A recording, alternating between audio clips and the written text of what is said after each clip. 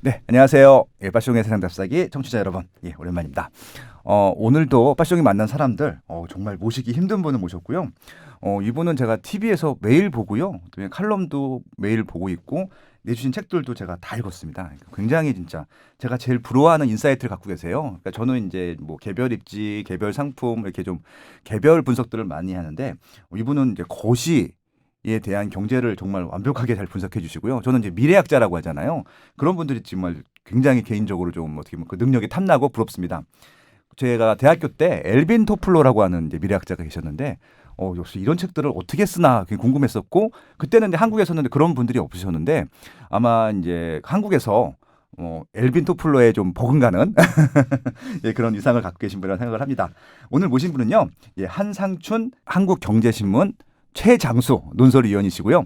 아무튼 많은 방송 활동 하고 계시고요. 또 이제 이 학계에서나 경제계에서 굉장히 좋은 말씀을 해주시는 분이십니다. 일단 책에 대한 얘기를 하기 전에요. 네네. 좀 또 다른 10년이 온다라는 책 때문에 제가 이제 모셨는데 이 책이 너무 좋아서 네네. 요즘 이제 그 연초고 이제 대외 이런 상황들이 일반인들 입장에서 되게 혼란해요. 갑자기 뭐 미국이 이란을 뭐 이 공격을 하기도 하고 좀 중국하고의 작년에 또 심한 무역 경쟁이 있었는데 지금 또 완화되는 것 같기도 하고 그러면은 이제 아까 이제 그 외국인의 이런 영향력이 한국 경제에 굉장히 큰 영향을 주신다고 하셨는데 네네. 좀 이런 상황들을 좀 살짝 정리해 주실 수 있을까요? 지금 네. 올해 2020을 일반인 입장에서 보면 어떻게 좀 생각을 하고 있어야 되는지. 예. 우리가 보면은 이제 예. 사실 세계 경제 흐름에서 예. 우리가 배웠던 이론이라든가 네네. 또 뭐 과거의 경험이라든가 과거의 차트 분석, 부동산도 좀 우리 김 소장님도 유명하신 분입니다는 그런 쪽에 분석하는 기법이 잘 적용되는 때가 대체로는 2008년 미국 금리위기 직전이다 이렇게 해서 이때는 이제 대학에서 배운 이론, 예를 들어서 증시 같은 경우에는 이 밸류에 대비해서 프라이스가 낮게 평가됐다 하면 이게 저퍼라 그러지 않습니까? 그렇죠. 부동산에 있어서는 소득 수준에 비해서 부동산 가격이 낮다, PI로 하면 낮다, 그래서 저평가돼서 앞으로 올라간다 이런 시각이지 예, 않습니까? 맞습니다. 이런 쪽에 이론이 잘 통하던 시대를 보통 노멀 소사이티다, 노멀 네, 표준적인 네. 상식 사회다, 상식이 통한다 이렇게 했는데요. 네. 2008년에 그 미국에서 금리위기가 발생했지 않습니까? 맞습니다. 네. 그러니까 미국에서 이렇게 금리위기가 발생했으니까 미국은 대부분 다 우리가 부동산과 관련된 여러 가지 금융 이론, 부동산 이론이 대체로 미국에서 많이 이렇게 태동됐거든요. 네. 그러다 보니까 그 이론을 정립한 곳에서 이게 위기가 터지다 보니까 그만큼 신뢰가 좀 떨어지는 거죠. 그렇네요. 그래서 네.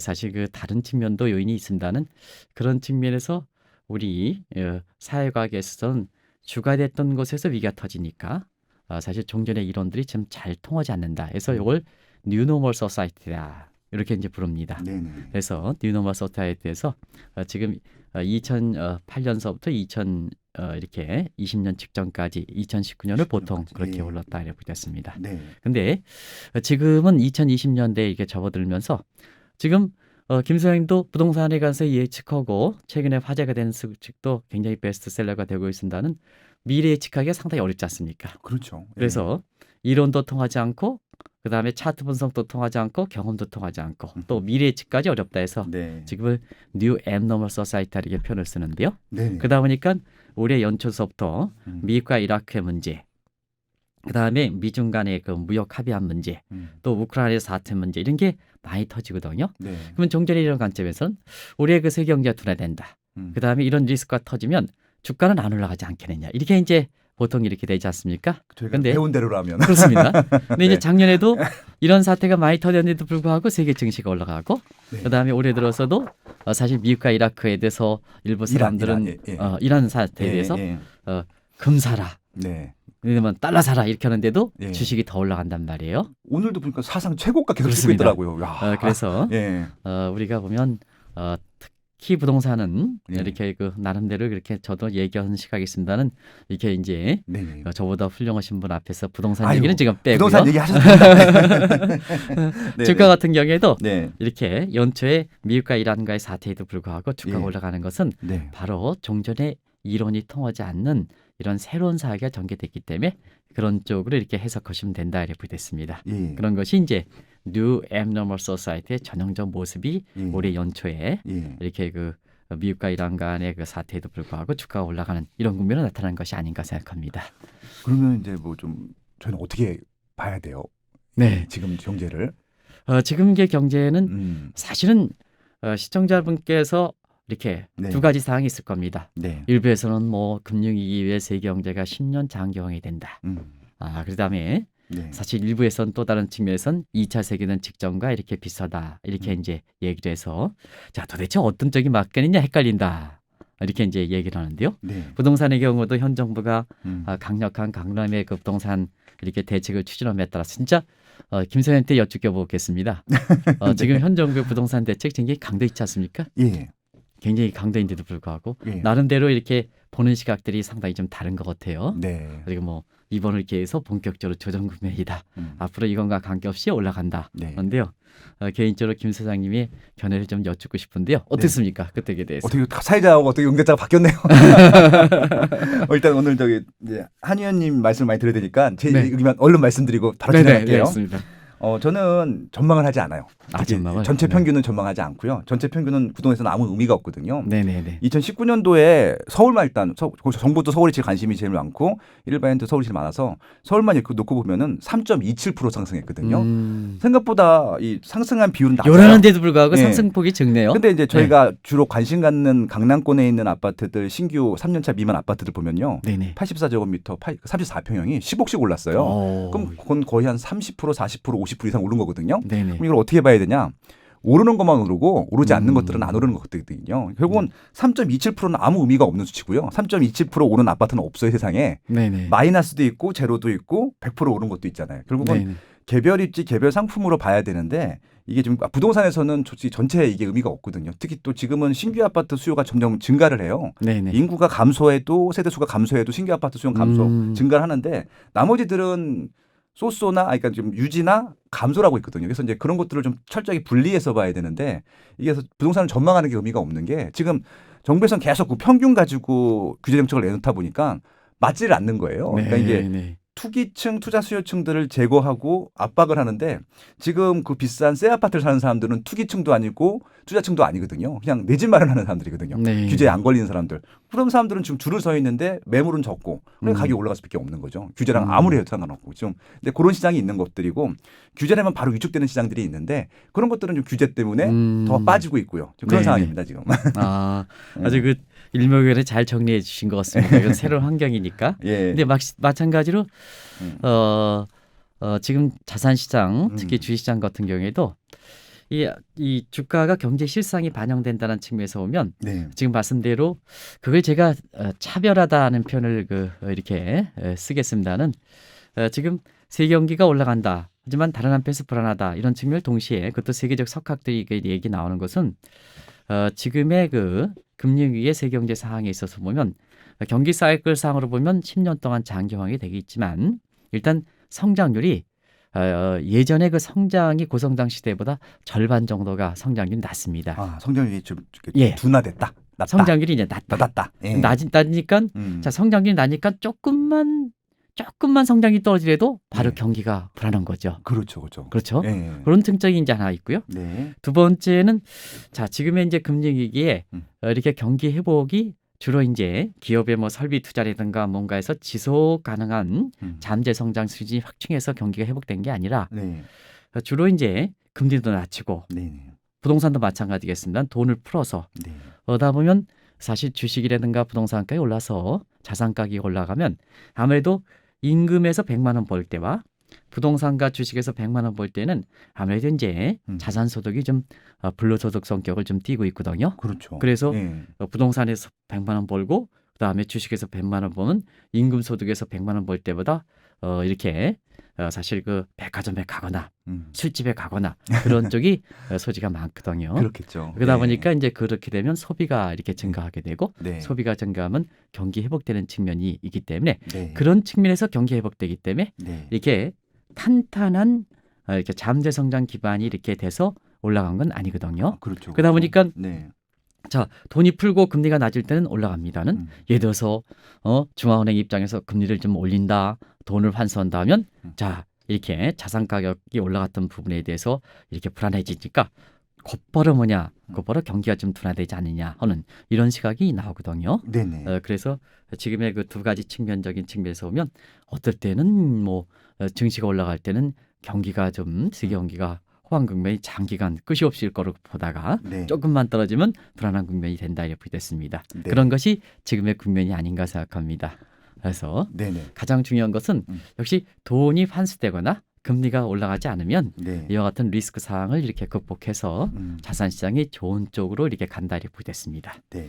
근데 지금 이제 미국이 계속 연일 사상 최고가 주가가 지금 계속 경신을 하고 있잖아요. 네, 그렇습니다. 그러니까 이제 작년 같은 경우도 계속 지금 뭐 너무 거품이다 뭐다 논쟁이 많았었는데 결국은 그냥 올라갔거든요. 네네. 이제 뭐 올라갈 때까지 올라갔다라고 평가한 전문가들이 많았는데 지금은 아예 그런 전문가가 없더라고요. 그래서 작년에도 한국 주식은 별로 안 좋고 미국 주식 좋다 보니까 이 금융사 같은 증권사들도 한국 주식 사라는 얘기는 하나도 안 하고 다 미국 주식을 사라고 막 그 뭐 강의도 하고 칼럼도 쓰고 그랬었는데 뭐 이런 얘기 좀 그렇긴 하지만 일반인들 입장에서 보면 일단 2020은요 한국 주식 쪽에다가 관심을 갖는 게 맞을까요? 미국 주식에 관심을 갖는 게 맞을까요? 네. 어, 일단은 이제 이렇게 한국 주식이나 네. 미국 주식이나 중국 주식이냐 이런 관점에서 네. 이거는 과거의 그래 생각에서 나온 얘기다 이렇게 보겠습니다. 지금은 세계가 완전히 하나다. 네.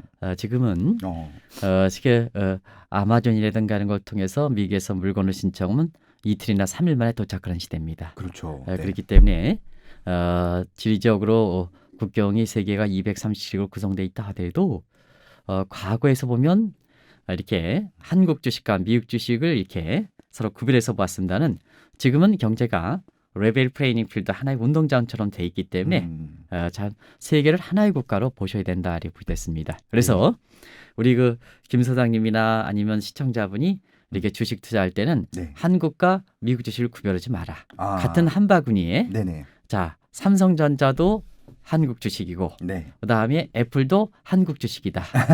네. 근데 우리가 보면 이제 종전의 관념대로 보면 네. 삼성전자 이렇게 애플은 삼성전자 한국 주식이고 그다음에 사실 그 애플은 미국 주식이다 이렇게 생각하지 않습니까? 네네. 근데 2020년대는 네. 세계가 완전히 하나이기 때문에 네. 당신의 포트폴리오 속에서는 사실 애플도 한국 주식이고 그다음에 삼성전자 한국 주식이다 이렇게 보시면 되겠습니다. 야, 그럼 이게 결국 이 책에 2020, 2030 경제의 미래인데 또 다른 10년이 온다에서는 어떻게 보면 이런 것들이 지금 어떻게 보면 우리의 좀 투자 행태들이나 우리가 해야 될 것들에 대한 어떻게 보면 한 지침서가 될 수도 있겠네요. 어떻게 그렇습니다. 좋은 말씀인 네네. 것 같아요. 우리가 이제 보면 이제 네. 부동산 시장도 보면 네네. 사실 그 일례가 제주도 그 특별 도시 네. 이게 이제 특별 자치구죠. 자치도. 예. 자치도. 네. 그래서 보면 사실은 최근에는 좀 주춤하기는 사드 배치 위에 주춤하기는 했습니다는 이렇게 제도 그 이렇게 땅값을 올린 데에는 중개 유코들의 그렇게 사실 그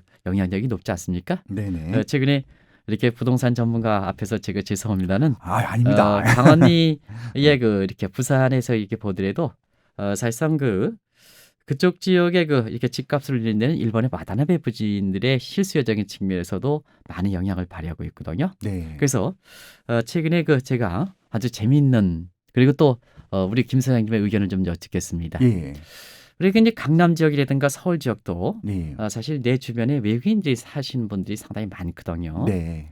근데 외국인이 이제 내 옆에 외국인이 사지 않는 영향이 높은데요. 네. 정부의 이게 강남을 비롯해서 강도 있는 부동산 대책이 나오고 있습니다는 집값이 이렇게 올라가는 데 있어서는 제가 신문에 그렇게 칼럼을 쓰기 위해서 자 그러면 외국인들이 이제 보이는 그 빈도수가 상당히 높은데 네. 이분들도 강남에 이렇게 실수요적인 수요층으로 형성되지 않느냐. 네. 그러면 시간이 가면 갈수록 더 실수요청이 이렇게 될 거로 이렇게 보는데요. 그게 이제 우리나라의 개방화 문제가 아니겠습니까? 네. 정작 이렇게 부동산 대책을 강구하시는 정책부서한테 자 외국인이 한국의 강남 지역에 사실 얼만큼 이렇게 집을 소유하고 있느냐 하는 쪽을 이거 통계 좀 달라. 그랬더니 통계가 없단 말. 통계가 없다 그러더라고요. 네. 그래서 왜 그럴까 측면에서는 외국인들이 잘 이렇게 포착하기 어렵다 이렇게 얘기를 그냥 얼버무리더라고요. 네. 그러면 자 자꾸 갈수록 내 주변에 외국인들이 이렇게 사는 사람이 많은데 정부 당국에서 경우에 따라서는 그 얘기들을 본다면 통계가 없어? 통계가 없으면 자 우리 그 실수요적인 측면에서 보면 강남의 집값을 예상할 때 사실 외국인의 영이 높아서 통계가 없다. 그러면 강남의 부동산 대책에 나온다. 그러면 그게 실효성 있는 대책이 나오겠느냐? 하는 측면이거든요. 네. 그래서 정책의 신뢰도 문제가 아니겠습니까? 네네. 그와 마찬가지로 김 소장님 얘기는 조금 이따 듣고 그 네. 부분에 대해서 네. 마찬가지로 증시 부분도 그런 측면을 좀 해석해야 된다. 그래서 세계가 하나다는 시각으로 네. 이 증시적 측면에서는 한국 주식과 미국 주식을 또 한국 주식과 중국 주식을 구별하는 시각이 일단 탈피된다는 걸 말씀드리겠습니다. 되게 좋은 핵심을 뚫어주신 것 같아요. 저도 이거 아닙니다. 짜릿했는데 앞으로 그렇게 봐야 될 것 같네요. 진짜 지금 네네. 말씀하신 대로 주식도 세계화됐고 이제 애플 주식이나 뭐 중국에 있는 뭐 또 그런 주식들도 한국 주식처럼 사고 팔 수 있는 시대가 됐기 때문에 네네. 굳이 구분해서 볼 필요는 없을 것 같고 예, 그렇습니다. 미국에서도 좋은 주식 지금 사면 되는 것들이고 나쁜 네네. 주식은 마찬가지로 나쁜 거고 미국에서도 네네. 똑같이 뭐 다 오르고 다 내리는 게 아니니까 네네. 그렇게 보면 되겠네요. 근데 네. 애플과 삼성과의 그 네. 궁금증보다도 예. 아무래도 강남 지역의 외국인들이 네. 이게 소유 비중이 높은데 정부 당에서 통계가 없다. 예. 이렇게 이제 대답은 제가 직접 관련 사람한테 물었거든요. 네. 그럼 이 부분에 대해서 통계가 없으면 강남의 그 부동산 대책에 대해서 어떻게 생각하십니까, 김 소장님? 이분이 아마 시청자분이 더 관심이 되실 거라 생각하는데요. 네네. 예, 그 외국인 얼마 전에 이제 2019년도 그 전후로 해서 샀던 비율이 그때 모 국회의원에서 요청을 해갖고 받아서 네네. 이렇게 기사화했던 걸 본 적이 있어요. 그래서 네네. 이제 작년에 제일 많이 샀던 외국인이 중국인, 음. 2등이 미국인이더라고요. 저는 네네. 중국인들은 많이 사는 걸 알았었는데 미국인들이 샀다는 것들이 굉장히 놀랐었거든요. 네네네. 이제 물론 이제 그 미국인들의 반 이상은 이제 검은 머리 외국인일 것 같아요. 네네. 한국 출신이지만 이제 그 네네. 미국 국적을 가진 사람이 있을 거라고 생각하는데 제가 관심 있게 봤던 게 뭐냐면은 그럼 중국 분들은 어딜 사고 미국 분들은 어디 사느냐였었는데 중국 분들은 뭐 구로구, 금천구, 뭐 중남구 그러니까 조금 이제 서울에서 구별이 조금 있는군요. 시세가 네네. 낮은 지역들, 실제로 자기들이 생활하는 지역들, 일을 네네. 하는 지역들 위주로. 그러니까 아마 일을 하다가 이게 임차하기 불편하니까 그냥 매수를 한 것 같아요. 그렇게 상가든 뭐 아파트든. 근데 그 이제 미국인들이 많이 그 구매를 했던 지역이요. 네네. 용산구가 제일 많이 구매를 했고, 그다음에 오. 강남 상구예요. 네네. 그러니까 소위 말하는 비싼 지역들만 구매를 한 거예요. 그러니까 네네. 이들은 제 생각에는 실제 거주하는 수요들보다는 투자를 한 것 같거든요. 네네. 그러니까 저는 이제 그 부동산에 있어서 실수요하고 투자 수요를 좀 구분해야 된다고 생각을 하는데 투자 수요는 샀다 팔았다 하면서 이게 금액을 이렇게 좀 시세 차익이라는 이제 수익을 얻는 것들이고 네네.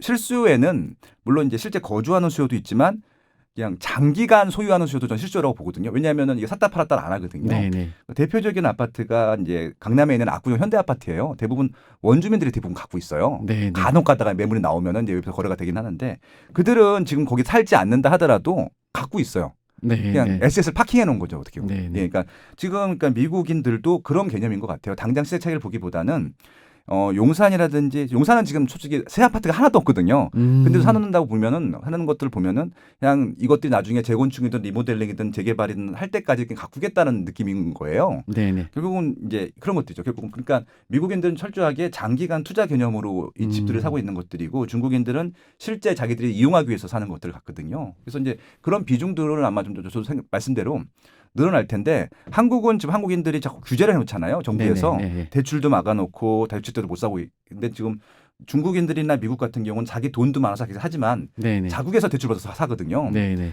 그러니까 점점 위원님 말씀하시는 대로 한국인들이 안 사면은 그들이 더 돈을 더 많이 주고 살 거거든요. 중국인들이 가서 뭐 호주든 그렇죠. 그러니까. 캐나다든 네네. 다 지금 완전히 올려놨잖아요. 네네네. 그러니까 결국 제가 우려가 되는 게 뭐냐면은 뭐 와서 그들이 생활하는 거 사는 것들은 문제가 안 되는데 괜히 집값을 더 올려놓을까 봐 저는 더 걱정이 되는 거예요. 그렇죠. 한국 사람들 조금 더 불편해지는 것들이잖아요. 왜냐면 시세 차익이 나더라도 그들이 갖고 갈 거라서 국부 유출이라도 할 수 있을 것 같다는 생각이 네. 들거든요. 저희가 IMF도 당했었잖아요. 네네. 그 강남권에 있는 테헤란에 그 아주 좋은 좋은 건물들 지적이신 것 같습니다. 네네. 싸게 팔았다가 비싸게 팔고 나갔잖아요. 네네네. 저희가 다시 비싸게 사고요. 네네. 그런 게 반복될까 봐 솔직히 이제 아파트들도 사거든요. 외국인들이. 네네. 그래서 좀 그게 살짝 우려가 되기도 하네요. 예. 이 역시 제가 예. 이렇게 신문사 논설위로서 맨 처음에 이 방송을 올 때 있잖아요. 이게 빠송 이렇게 해서 저는 사실 네. 상당히 주저했습니다.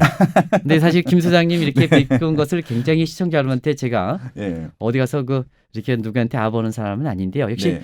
김 소장님이 지적하신 두 가지 문제, 네. 실수요와 이 투기하는 문제, 이런 문제를 좀 구별해 달라 하는 문제는 아주 좋은 지적이니까 아닌가 생각합니다. 예. 왜 그러냐면 이 투기 쪽을 이렇게 하는 각도에서 이 실수요자를 이렇게 고려하지 않을 때는 네. 실수요자들이 있잖아요. 네. 굉장히 피해를 많이 받지 않습니까? 지금 정부 정책이 그래요. 그렇습니다. 실수요가 오히려 더 피해를 보고 있어요. 예, 그렇습니다. 그래서 제가 알고 있는 사람도 지급 집값이 자기 의도와 달리 옛날에 1990년대에 뭐 압구정 아파트 2억 3억 주고 사서 네. 살다가 보니까 은퇴하고 나서 네. 지금 20억 30억 돼서 보유세라든가 재산세 많이 나오니까 음. 이렇게 사실 실수요를 구별하지 않고 부동산을 일괄적으로 일반적 정책으로 하다 보니까 결과적으로 보면 지금 살 길이 막막하다는 얘기입니다. 그렇죠. 예. 재산세 못 내죠. 네. 보유세 못 내죠. 연금 가지고 살아났는데 그렇다고 팔 수 있느냐. 또 음. 그때 당시에 그 상황을 좀 매입했을 때 가격을 좀 이렇게 고려를 해줘야 되지 않습니까? 그때 3억에서 지금 20억 되면 17억 정도의 또 양도세 문제 되죠. 팔지도 못하죠. 네. 이렇게 상황이란 말이에요. 네. 지금 이제 이렇게 김 소장님께서 말씀하신 대로 제가 애틋해서 말씀드리는 겁니다. 제가 이런 분들 대상으로 해서 강의를 할 때 있잖아요. 네. 김 소장님 지적하신 그 실수요와 투기 문제를 하는 사람을 구별해달라는 것은 굉장히 중요한 문제거든요. 네. 또 한 가지는 우리나라에서도 이제 외국인의 비중이 차지하는 비중에 김 소장님이 제시했던 그 문제는 굉장히 중요하다고 생각하는데요. 우리가 과거 1997년에도 우리가 그 주 역할을 했습니다는 그때 당시에 외국인들이 들어왔는데요. 외국인들의 속성이라는 건 투기 목적이면 한국에 대해서 사실상 뭐냐 이렇게 투자 가치가 없으면 안 빠져나갈 또 빠져나가거든요. 네. 일시적으로. 네. 그러면 우리가 외환 사정이 미스매치가 돼서 외환위기가 발생하는 거 아니겠습니까? 네. 근데 증시보다도 부동산 시장이 더 문제가 되는 것은 부동산은 사실 우리 국민 생활에 차지하는 또 경제에 미치는 자산 효과가 증시의 자산 효과보다 계수보다 더 크단 말이에요. 그러니까 그러면, 네. 중산층들의 경제 구조를 보면요. 특히 중산층 네. 이하는 8, 90%예요. 부동산이. 그러게요. 굉장히 큰 거죠. 그러니까. 그렇죠. 네. 그러니까 이제 우리 같은 경우는 아파트 같은 경우는 환급성이 크다 보니까 그렇죠. 같은 주가의 1% 스텝이당 경기에 미치는 효과, 부동산 아파트의 1%당 이렇게 그 국민 경제에 미치는 효과가 이게 우리나라 같은 경우는 아파트가 환급성이 높기 때문에 또 국민의 재테크에 차지하는 비중이 70% 이렇게 되기 때문에 굉장히 네. 크단 말이에요. 맞습니다. 근데 그거에 대해서 지금은 들어올 때는 좋지만 나갈 때 있잖아요.